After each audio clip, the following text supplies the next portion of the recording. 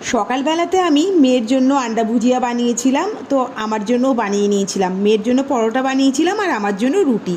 তো আমি অফিসে নিয়ে এসেছি আন্ডা ভুজিয়া, রুটি আর সাথে বেগুন ভাজা আর পোস্তর বড়া। তো পোস্তর বড়া আমি কেন করেছি, আসলে আমার হাজব্যান্ড তো রুটি বা পরোটা নিয়ে যায় না দুপুরে, ওর তো ভাত চায়। তো ওর জন্য ভাত বানিয়েছি। আমিও মাঝে মাঝে ভাত নিয়ে আসি, তবে এখন আমি বেশিরভাগ সময় রুটিই নিয়ে আসি। তো ভাত করেছি, তারপরে পোস্তর বড়া তো করিয়ে দিয়েছি। খুব ভালোবাসে খেতে, পোস্তর বড়া দিলে আর কিছু চায় না। সাথে বেগুন ভাজা আর ডিম সেদ্ধ করে দিয়েছি। আর তার সাথে ওর মুসুর ডাল, সেটাও প্রতিদিন চায়। তো যাই হোক, এইগুলো সব বানিয়ে দিয়েছিলাম। আমাদের এই সব কিছু মিলেই আমাদের লাঞ্চ হয়েছে।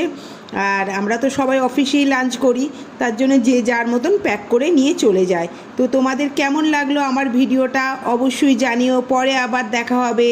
টাটা।